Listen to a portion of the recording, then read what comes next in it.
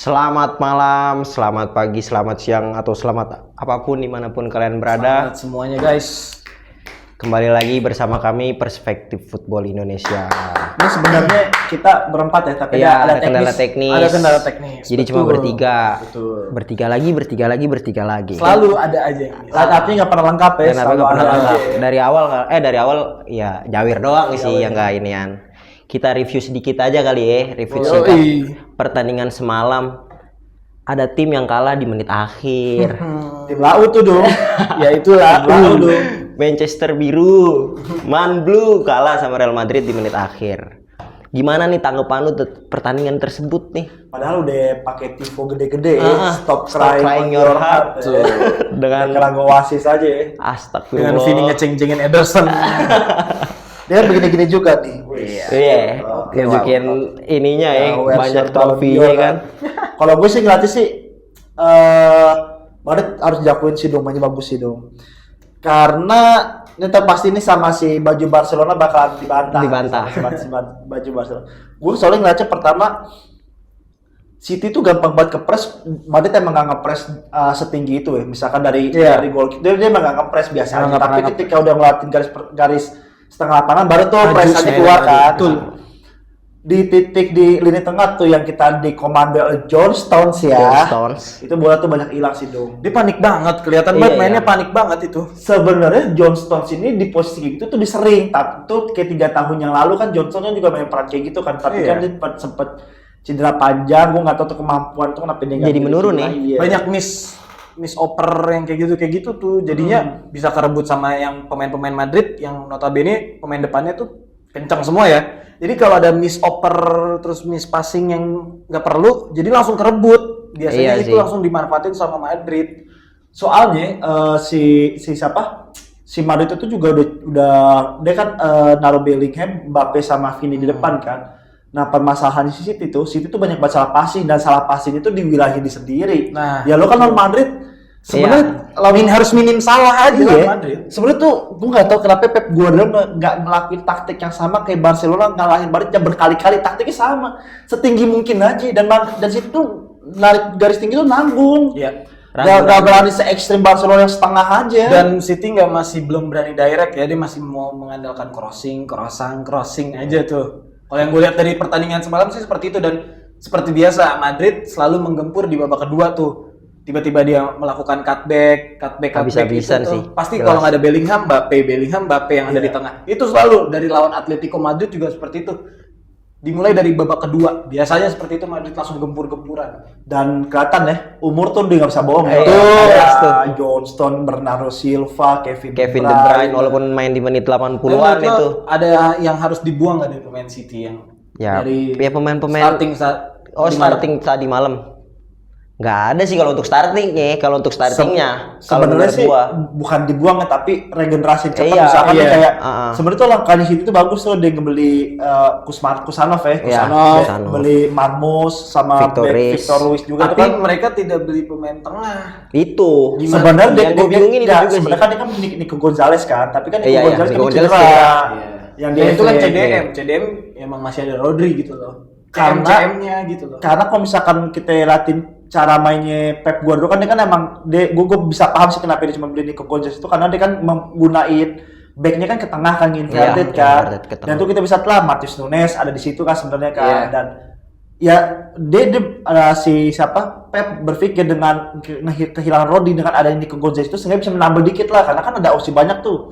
Ada Kovacic, ada Gundogan, dan lagi permasalahan Pep Guardiola emang dirinya sendiri kan dengan pikirannya. Lo ngapain udah itu ada banyak gelandang masih John Stones di situ. Benar. Depannya Kevin De Bruyne sama Bernardo Silva. Maksud gua ya dia Bernardo sering ngejemput bola ke belakang, tapi kan secara IQ lini tengah itu kan Kovacic dan Gundogan pasti kan lebih paham lah itu. Dan juga gua komentar soal substitusinya Pep Guardiola sih. Ketika lo diunggul, kenapa tiba-tiba masukin pemain-pemain kayak Rico Lewis, Mateo Kovacic kan akhirnya bikin blunder tuh Mateo Kovacic tuh. Betul.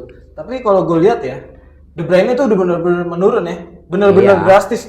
Dia tuh hampir setiap dioper kontrolnya udah nggak sebagus kayak dulu, terus gampang jatuh banget sekarang. Kalau yang gue lihat di press dikit, kelabakan lebih hati-hati sih, Iya, takut cedera maksudnya- lagi mungkin kan faktornya. Yang megang bola di situ udah nggak selengket dulu lah kasarnya. Nah itu, kalau ngomongin megang bola dengan Grealish nih yang semalam cedera tarik keluar, City langsung menurut gua mainnya langsung udah kurang sih. Iya. Tapi kalau gue nih terakhir dong ya, gue harus akuin sih, suka atau nggak suka nih, emang Real Madrid kalau misalkan di Champions emang mainnya beda sih. Mental aja. Iya, Mentalnya sih. mentalnya. Karena lo bayangin ya, lo udah main di City, terus juga dengan sambutan tifo sebesar Tifo sih, itu, sebesar terus itu. juga drama-drama sebelumnya kan, drama Rodri dapat Ballon d'Or dan sebagainya, dan lu bisa main dengan setenang itu, dan menurut gue peluangnya lebih banyak Madrid tuh tadi malam, Iya. lebih banyak Madrid, dan dia bisa tetap biarpun dia kalah 2-1 dia tetap bisa bermain dengan alanya Ancelotti lah, dan akhirnya bisa dapetin hasil 3-2 itu layak juga sih. Iya. Oke. Problemnya nanti gue nggak tahu nih main di Bernabeu apa City bisa bangkit. Iya.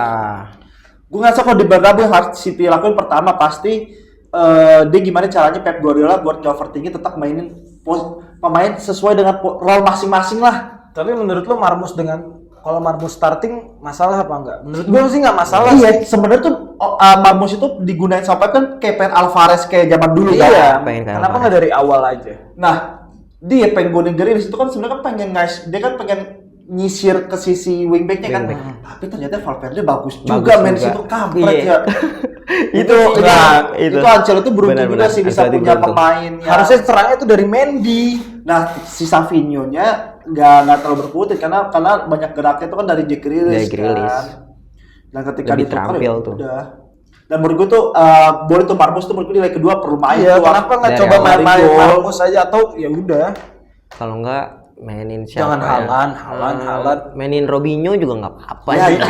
Robinho Junior ya. Robinho jadi Ya, jauh banget. sedikit kilas balik aja tuh laga semalam tuh kayak gitulah ya dari kami semuanya. Nih enaknya sih gua mau bahas laga tim papan bawah nih, Manchester United versus Spurs nih kan. Iya.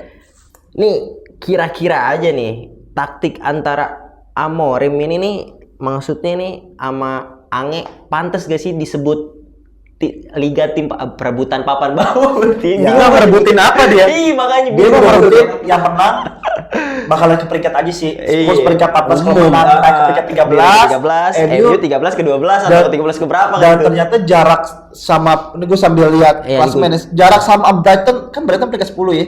Sekalipun MU menang nih atau Spurs menang, udah nggak terlalu berubah posisi. Nggak ngerubah posisi. Jadi kan? nggak ini mau main dia asal-asalan ya tetap Enggak, sama maksudnya aja. MU kalau menang peluangnya tuh paling naik ke peringkat 12 cuma peringkat 11, tapi 10 besar tetap nggak dapet. Kalau Spurs kalau menang paling bagus tuh peringkat 13. Jadi Geser sebenarnya ini dua-duanya nggak ada yang masuk 10 besar menang Nggak, nggak menang. iya. Menang nggak menang. Jadi ya udah. Berarti cocok dong kalau kita bilang dua tim papan bawah berdasarkan peringkat ya. Berdasarkan peringkat iya Benar. papan bawah. Ya, lah. tapi kalau secara besar ya enggak lah. Enggak lah. Tapi gue sih ngerasa ya untuk MU sama Spurs nggak layak sih berada di posisi ini. Ada yang salah nih sama dua tim ini sebenarnya. Kalau misalnya kita bedah itu kan sebenarnya kan MU kan kayak dari pemain ya. Iya, kayaknya udah nggak Kelihatan punya sih. mentalitas yang ya ini United nih kayak gini nih. Itu MU tuh itu kayak pasal jelas banget tadi pemain mau siapapun pelatihnya kalau pemainnya masih itu tuh nggak bakal susah buat maju. Sedangkan Spurs permasalahan itu di owner. Yes. Udah si Daniel Levy itu emang kurang sih dia sebagai manajemennya sebagai ketuanya itu emang kurang dia. Udah nggak layak aja. Yang gue penasaran kan dalam artian nih ya kan Amorim berarti kan hitungannya dibilang tren positif, tren negatif. Jelas gak sih MU peringkat segini, coy? Enggak sih, kita nggak ngeliat MU. Terburuk Bingung sepanjang gua. masa nggak? Kata ya kalau Iya. dia sendiri kan yang bilang tapi gue rasa tuh itu buat motivasi aja. Buat motivasi, iya benar karena kan nimbulin gairah pemain ya. Enggak. Emang faktanya begitu nggak? Dari dulu sampai Enggak, sekarang enggak MU sih. peringkat Gua segini nggak tuh tahu terburuk deh. sepanjang masanya Dia dia apa enggak? karena masa secara RFRG ya, tapi Iya. itu banyak tuh rekor-rekor yang kayak misalkan Bournemouth ini Tiba-tiba menang kalau lawan nggak salah United gitu ya. Bright tim yang bisa ngalahin MU di Old Trafford secara 3 kali beruntun tuh jarang tuh kayak Brighton tuh salah satunya tuh. Oke. Dengan 3 pelatih berbeda lah gitu Brighton tuh. Bisa main di Old Trafford. Ya, maksudnya banyak tim yang dapat sejarah baru tuh Iya, sama iya. United dengan keadaan terpuruk sekarang.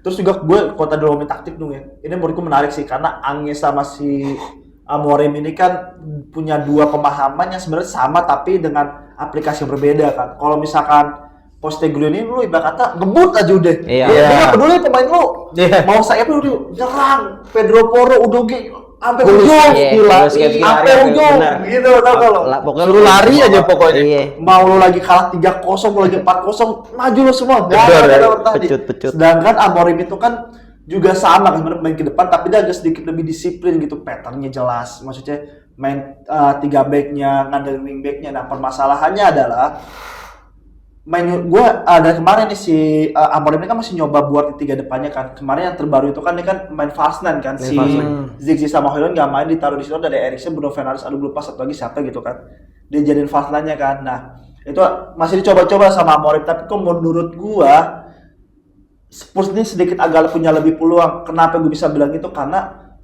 Manchester United agak kesulitan kalau misalkan lawan tim yang mainnya cepet kayak gini. Tapi iya, Spurs sih. apalagi sekarang Martinez cedera ya? Di Sandro cedera nggak sih? Sampai akhir musim. Iya, makanya Jadi untuk terakhir loh siapa yang nangis? lini belakangnya kan juga lagi ya udahlah gitu-gitu Iya, aja kan. iya, benar. Maksudnya penggantinya pun pelapisnya Johnny Evans ya. Iya, paling iya nanti gitu ada lini Euro juga sih sebenarnya. Ya, Tapi semoga aja Lini Euro yang main ya. ya biar Dibanding Johnny Evans. Johnny Evans lama banget sih dia. Masalahnya ini kan bakal cepet nih. Kalau Johnny Evans mungkin nggak bisa mengimbangi kecepatan Spurs. Karena gue juga mikirnya tuh si Spurs ini nih kayak model-model kayak Kulusevski, Solanke, terus juga kayak Hong-Min-son ya pastinya ya. Itu kan cepet banget ya. Dan permasalahannya ini Manchester United itu dalam tanda kutip pemain cepet itu sedikit nggak masuk dalam skemanya si Amorim. Misalkan orang kayak Rashford di Aston Villa, orang kayak Garnacho lagi problem banget lah, inkonsisten juga dan Jordi Amat tuh pemain kita itu Amat Diallo paling dan Amat Diallo pun juga model kan dribble kan bukan sprinter Iya, gitu maksud bukan gua. sprinter. Dan artian Manchester United pasti bakal lebih megang bola tapi Spurs bakal efektif dalam hal penyerangan seperti itu dengan pemain-pemain depan yang cepat itu ya. Menurut lo prediksi skor berapa nih? Spurs Ini karena main di Spurs sih Gua paling nih ya, seandaikan banyak gol 2 sama. gue sama lo seri ya. Kalau gue sih jujur kayaknya gue lebih ke Spurs sih. Sama, gue juga. Nggak tahu. Karena pertama Ange lagi udah di ujung tanduk, dia lagi ada isu pemecatan. Yang kedua biasanya dia posisi kayak gini, Hong-Min-son tuh jago banget. Iya. Bener. Hamilton tuh Son tuh jago banget. Son Kalau dia jago mau main banget kayak gini. kalau mau main kayak gini. Tapi gue pengen ya kalau misalkan MU main, misalnya skornya 2 sama, terus terakhir gue Christian Eriksen sih. Terus dia kan main di kandang Spurs. Spurs kalah dong. Tapi gue liat Eriksen Iya, juga terus dia selebrasi Iya, lagi. Wah, selebrasi. terus seru banget sih kalau Eriksen yang golin. Kita namanya terbawa euforia kan, nggak ada yang Iya. tahu tuh ada. Kayak Gini semalam doang contoh kan, Brahim gimana. Diaz kan golin Benar. ke City. Golin ke City dia nggak selebrasi, Gila betul. Bellingham dia golin, dia selebrasi. Selebrasi. Capret ya itu. Yang penting bukan dirinya Iya. aja gitu yang ikut Kalau kontribusi. lo tau, lo 3-1 gue Spurs. Kulusevski, Solanke, Heung-min-son. Son Amat hat-trick. Diallo. Son hat-trick sih. sebenarnya sih yang gue bingungin ya gue sebenarnya tuh nggak bisa yang gue kaget deh Spurs berat peringkat ini soalnya kan awal-awal Spurs kan Wah, gila. Atas. Iya. dulu malah Tapi awal-awal karena Madison juga main terus nggak sih? Iya. Sekarang kayaknya lagi dia jadi tuh permasalahan di Spurs tuh karena emang dia mainnya intens latihannya gitu saya tuh masalah stamina dan sebagainya itu juga bermasalah. Itu yang bikin drop ya. Gua Madison Heung-min-son tuh Iya. kombinasi oke juga. oke. Gue bukan ini ya ngakaknya juga sih. Ini kadang Amorim gameplaynya bagus nih. Onananya aja yang suka. Ya itu Itu tuh apeknya tuh. didikan Depok tuh ya. Didikan Depok betul. Sarung tangannya aja ya yang dari Depok gitu. Cuma maksudnya itu tuh yang kasihannya dari United tuh itu udah fokus bermain segala macem. Ada aja kiper mendingan yang pemain Turki itu siapa Biyendir itu aja tuh yang main tuh kalau bisa mah. Mendingan De Gea. Iya pastilah. Kalau bisa diputar balik ya. Pastilah. Berarti kalau dari Dito yang bakal merangkak naik udah jelas Spurs ya. Walaupun United dengan nggak bakal 10 besar ya dua-duanya. nggak tahu bisa lah kalau United mah yakin aja udah. United ya at the end of season kan bisa mungkin maksudnya untuk minggu ini 2 minggu lagi kayak masih sulit lah. Udah jelas lah. Ini berarti karena udah kita bahas nih ya Liga Papan Bawah, persaingan papan bawah guys. Sebenarnya nggak seru banget sih lihat United dalam keadaan kayak gini. Iya, maksudnya dia kan emang basicnya emang dasarnya tim besar ya. Kalau Spurs kan ya udah gitu-gitu aja. Sebenarnya ada match-match lain kayak Munchen, Leverkusen tapi kita nyoba Gainu nggak makan Iya Gainu. benar, Kita Gainu coba. udah jelas pasti dong. Orang teman-teman kita yang nongkrong aja yang pada suka MU pada begitu bilangnya. Betul, MU nggak makan. Kita coba apa kita makan minggu depan? Makan pasti. Nih gua juga tadi gue lupa nanya kan. Karena lu udah jawab tuh Ki yang tadi masalah Madrid di leg kedua tuh lawan City kan. Ini kalau dari lo nih Tok, kan kalau dari Rafki kan lihat tergantung gimana. Cobain lah tuh Marmos main. Kalau dari lo tuh gimana Tok? Untuk leg 2-nya nanti tuh City baiknya gimana sih? Baiknya, menurut gua cobalah nggak usah mainin Haaland dulu deh.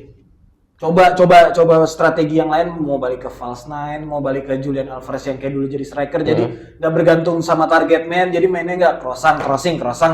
Jadi lebih leluasa ya, jadi Menurut fleksibel gua jadi mainnya. bisa dari semua sisi masuknya, nggak cuma dari kanan, oper ke kiri ke Fradiol oper lagi ke Kovacic, Bernardo, Muter-muter oper lagi terus. belakang, terus ke Grealish belakang, Iya, bongkar bener. emang susah. Ngebongkarnya susah jelas. Kayak gitu. Kalau mungkin lo mau nyoba kayak coba deh Marmurs. Kan bisa jadi decoy nih nanti Iya. Grealish yang masuk ke dalam akhirnya. Atau pakai Foden aja kan. Atau pakai Kalau- Foden juga beberapa kali kemarin ngesutnya oke juga sebenarnya. Tapi ya emang mungkin Ada aja ya chance yang dibuat sama dia. maunya taktiknya Pep tetap mengandalkan crossing itu dan penguasaan bola dan kurangnya direct. Iya. Mungkin Ya, itu harus sih. paruh. Jadinya apa mentok belakang Fradiol gitu-gitu doang. Sebenarnya gara-gara mungkin Pep juga pengen direct, tapi karena Madrid yang main terlalu dalam Iya, sih jadinya Madrid tuh terlalu dalam. mau nggak mau dia harus jadinya muter-muter itu pas itu. Udah Ya, deadlock karena tuh. kalau di Kalau lihat Barcelona dari semalam juga mah. kayak gitu, Madrid juga dalam nih. Tapi dicoba aja main Oh, direct. lompas aja, lompas aja coba-coba dulu. Aduh stamina aja. Second ball-nya Madrid emang jelek sih. Karena gini, kalau gue lihat ya dari stamina pemain belakang Madrid tuh menurut gue nggak sekenceng pemain depannya udah pasti kan. Nah, City tuh semalam menurut gue kurang adanya pelari aja sih. Itu mungkin kalau lo udah bisa melari Doku aja itu masuk. kayak Doku gitu-gitu mungkin Lebih enak tuh ya. bakal ada. Dan Madrid juga menurut gue masih banyak kesalahan kayak Ceballos semalam. Foden kan nggak perlu banget itu. Biarpun dia pasti gede ke Toni Kroos sih ke Mbappe. Iya. Tapi tetap aja langsung diganti loh Habis blunder ya. habis blunder langsung Nggak benar-benar pakai langsung lama. diganti. Memang, Karena ya. emang blunder. Jelas kesalahan buat kesalahan. Ya apapun yang ini yang penting leg kedua semoga jual beli serangannya tuh Iya, makin yang jelas. match-match kita di Match-nya malam seru aja lah, banget seru aja lah. Seru banget yang penting. Gue siapa aja yang menang deh. Di Barca mah udah Barca enak. udah enak. Kita Tinggal nunggu nunggu aja. Nunggu. Udah enak jelas. Ya gua pengen sedikit bahas aja lah pemain diaspora kita ya kan. Sedikit-sedikit kita obrolin nih Tom Haye yang akhirnya cetak gol nih kan untuk di Almer ya kan sekaligus Selamat buat Tom Haye. jadi kado ulang tahun juga buat dia. Serta ada Calvin Verdong yang ngasih 1 assist walaupun timnya harus menerima kekalahan. Untuk Tom Haye dan Calvin Verdong nih udah layak gak ya pindah buat ke lain tim daripada tim yang mereka bela saat ini? Sayang sih penerus Coach Justin gak hadir. Nggak hadir hari ini karena kendala teknis ini. Iya, padahal kalau kan dia makanannya Pasti nih, pasti. penerus Coach Justin lebih Ada. malah gue bisa berdebat dia lebih Belanda di Coach Justin itu. Dia punya pernah tinggal di Belanda itu di pas ya. Benar. Kalau gue Jelas ngecek dia. Tom Haye itu sorry ya buat mungkin kalau misalnya salah, tapi Tom Haye itu terlalu mewah sih buat Almer. Dia bagus banget sebagus Nah, itu. kalau itu gue setuju. Dia sebagus itu karena kan sebenarnya dia kan Tom Haye itu kan dibeli Almer itu kan daripada darurat ya. Udah transfer udah mau Selesai. tiba-tiba Tom Haye kan free agent di kontrak kan dia masuk ternyata dia menggendong lini tengahnya lah dia hidup banget itu. Walaupun sekarang ada Ali Jasin ya. Ali Jasin Ya ada Baru Ali ya, Jasin baru di juga. kontrak Ali Iya, Jasin. loan kayaknya loan dari Como. Nah, tapi kalau Verdong itu sekarang kan lagi harum banget ya. Dan dia juga masuk jadi back kiri salah satu back kiri yang bagus lah di Liga Belanda kan. Jadi kalau misalkan lo nanya sama gua, apakah dua-duanya itu layak buat pindah dari satu tim ke tim lainnya? Ya gue ya. Menurut gue layak sih dong. Terutama Tom Haye ya. Tapi gue nggak tahu nih peminatnya kalau Calvin Verdong kan pemainnya udah mulai banyak ya. Dan apalagi trio tim besar Belanda kan udah demen nih sama Calvin Verdong kan. Kalau Tom Haye yang gue masih belum tahu nih apakah dia bakal pindah ke sesama tim Belanda ataukah dia bakal hijrah gitu misalnya ke Belgia atau ke tim yang Tapi lain. menurut lo Tom Haye harus pindah ke sesama Belanda apa ke luar Menurut Belanda? gue sih sesama Belanda juga nggak masalah sih, masalah ya. asalkan Asal timnya tuh klubnya udah lebih upgrade. Tapi kalau Verdong kayaknya harus keluar dari Belanda Iya, ya. kalau sebenarnya tuh Verdong tuh dengan back kiri yang main kiri tuh modern banget ya. Verdong tuh bisa main di skema 3 back atau nggak main 4 back back, itu colek dia. benar.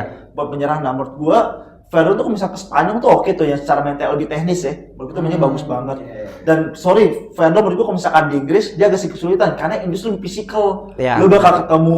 Lu bakal tabrakan sama winger-winger ya bukan cuma lari cepet doang, tapi tuh agak sedikit kotor gitu loh. Berarti dia ke Italia juga belum Ya, belum inilah ya. Maksud gue Italia, menurut gue lebih cocok di Spanyol sih. Dia kalau misalkan Spanyol tuh bisa lebih Teknik karena banget, iya, teknik banget. crossing, Benar. atau overlap kayak gitu. Kalau dia sama overlap lagi kurang laku. Orang sekarang jadi inverted semua. Iya, benar-benar nggak bakal laris sih.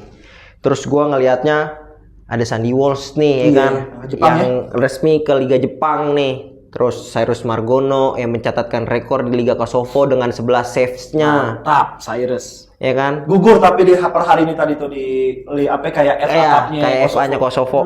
Gugur akhirnya ke golan, nggak mencatatkan. Inilah. Nih gua lagi ini Sandy Walsh penurunan karir kah? Dari Liga Belgia nih McKellen nyebrang nih masuk ke Asia. Jauh lagi. Dia kemana sih Jepang? Aduh, gue lupa lagi Apa namanya. Marinos ya? Yokohama. Yokohama Marinos. Bagus dong kalau Yokohama Marinos. Gua Se- bingung. Sebenarnya kalau misalkan kita bilang downgrade, Punyanya City Football Group tuh dia. Iya, Yokohama ada ada Yokohama sedikit Marinos. bagus. Sebenarnya kalau misalkan kita bilang downgrade atau enggaknya berarti kan kalau misalkan lu lihat dari secara peringkat liga dari Liga Belgia ke Liga Jepang jelas downgrade, jelas Iya. turunnya. Tapi kan kita juga dari klubnya nih. Nah, iya. Dude, apa nama timnya dulu sih Sandy Walsh? McKellen. McKellen itu sama si Yokohama ini gue rasa pasti Sama, ya. gue rasa menurut gue downgrade emang, tapi Sandy Walsh pasti ngincar sesuatu yaitu minute play. Karena kan Patrick Kluivert udah ngeluarin Iya. kan, gue nggak peduli sama nama besar lu atau lu Lu mau siapa di klub, diaspora, mau lo di Liga Liga 1 atau satu atau apapun, apapun. Penting menit bermain. menit bermain. Dan itu sebenarnya tuh lagi diincar sama Sandy Sandy Walsh, dan Walsh. itu juga mau lo main ke Thailand kayak Arhan kayak yang lain. Asnawi, ya Menurut bener. gue tuh sedikit sebenarnya gini dong ya. Terus nggak salah lah lu baru buat mundur 2 langkah buat kan kalau misalnya kita mau loncat tinggi kan kita harus mundur Ya, dulu mundur kan. dulu.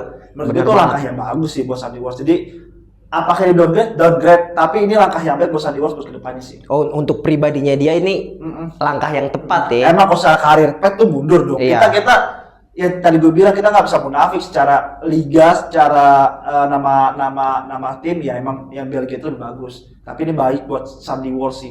Jadi menurut gue ini downgrade tapi buat karir yang lebih tinggi sih. Kalau ngomongin timnas tadi, Cyrus Margono dapat peluang nggak ya buat dipanggil timnas? Kalau berdasarkan yang tadi Rafki bilang menit bermain, menurut gue kemungkinan ada sih. Karena dia udah melakukan 11 save ya. Iya, 11 sih. 11 save dan menurut gue ya untuk di Liga Kosovo dengan menit bermain dia nantinya cukup baik. Harusnya sih bakal bisa ya, harusnya. Semoga lah. Tapi ya mungkin dipanggil ya, tapi geser Martin Geser Pasu. Martin Nah, Pasu. itu. Ya penting kan dipanggil. Dipanggil pas itu. Karena kan kalau lihat pelapisnya siapa sih, Hernando sama Fernando paling siapa itu Nadeo ya. Dan Nadeo juga kadang ada Cahya juga. Ya, kadang ada Cahaya Supriyadi. Iya, bisa sih bener dipanggil buat tim nasional. Ya semoga aja lah yang terbaik aja pokoknya. Kalau buat tim nasional kan kayak tadi Sandy Walsh mungkin itu kalau dari pribadinya dia minute play penting buat dia kan karena kebugaran fisik juga Betul. kan. Terus yang gua ini sih Justin Abner sih membuktikan Ya, kualitas bagus. dirinya nih. Jadi kapten, mencetak gol ya kan di menit-menit akhir. Ini terus belum lagi dia juga penentu kemenangan ya kan lawan Rochdale di National League Cup. Apakah Justin Hubner ini nih cocok untuk naik ke Premier League tim utama Wolves atau ya minimal ke level senior lah? Nih, kalau dari gue nih ya, levelnya Justin Hubner itu kalau misalkan lu masuk tim utama Wolverhampton itu udah bagus banget ya kalau misalkan emang dipanggil ya. Karena emang teman seangkatannya dia sekarang udah ada di Chelsea kayak Pedro Neto atau salah satunya. Iya. Itu main bareng kan di reserve-nya Wolverhampton. Tapi kalau mau dapat Hubner lu cobalah lu suruh agennya dah tuh cari minimal kayak akan bagus enggak apa-apa lu ke Iya, benar. divisi 2 ke divisi 3. Iya, tapi di level senior kan. Iya, itu menurut Dan gua starting. Iya, dan starting menurut gue akan bagus tuh dia kan kita tahu Ipswich kan lagi di Premier League kan. Dan dia ngeluarin Elkan Balgot dan kalau misalnya trennya bagus kan bisa aja kalau Ipswich bertahan di Premier League Dipanggil untuk dan performnya bagus di Blackpool bisa dia dipakai kan sama Ipswich kan. Begitu juga si Hubner. Gue ngerasa dong agak sedikit sulit untuk pemain yang dari reserve buat naik ke tim senior dibanding pemain dari tim senior di loan terus dia buat tembus tim senior. ibaratnya dipanggil pulang. Itu menurut gua agak sulit nih buat Hubner posisikan buat timnas senior. Dia layak banget. Tapi untuk tembus Wolverhampton menurut gue susah banget karena Wolverhampton juga sekarang lagi bagus tuh defendernya kan. Kalau buat masuk DSP itu mungkin ya bisa aja, kalau buat main sih sulit sih dong. Jadi kalau menurut gua ini kan tapi udah ditutup sih ya transfer ya. Iya, sih itu ya. dia. Buat musim depan Buat sih musim Hafner lu nggak bisa buat main di reserve Di atau di reserve U21 terus. level tuh udah tim Udah di senior. Di championship gak apa-apa lah, mainnya itu bareng lagi sama Oli Romani di Iya, Oxford Oxford, misalkan. benar. Pak Erik, Pak Anin Pak dia Erik, gitu kan benar. kalau mau nyelamatin Hafner boleh banget itu. Karena level dia menurut dia Starting senior. lah ya. Tapi kalau buat di Premier League belum sih dong. Iya, kalau untuk Premier League. Nah, ya. sorry Hafner atau Bukannya- fans Hafner bukannya- ya. bukannya Ini gua mengucilkan subjektif atau nih. apa ya. Iya, karena dia di reserve pun juga kesusahan gitu. Ya. Jadi Fun fact, sorry gue potong Iya, dikit ya. Yang tadi Sandy Walsh downgrade apa enggaknya nih? Secara ranking nggak downgrade. Tadi gue searching. oh dia lagi berapa ya Belgia? Di Belgia, Mechelen itu seluruh dunia world rank World rank klubnya itu 500 sekian. Si Yokohama 200 sekian. Tapi dia berarti liganya doang yang bagus Liga, ya. Iya, benar. Oh, berarti ya oke lah, Oh, berarti bagus banget. Dan grade-nya cuma soal penurunan Iya, liga penurunan liga doang. doang. Liga untuk secara tim menurut gue masih di atas jauh Yokohama. Klien komersil di Eropa sama di Asia kan berbeda. Beda. Itu doang sih. Ya kalau gue setuju sama Rafki yang tadi soal Hubner ya harus Iya, naik ke level iya, senior betul. karena udah ibaratkan kita anak SMP udah nggak cocok lagi Di kan SD main bola nih. sama anak SD Betul. gitu. Di karir terbaik lah buat mereka para pemain kita yang merumput jauh nan jauh di sana kan.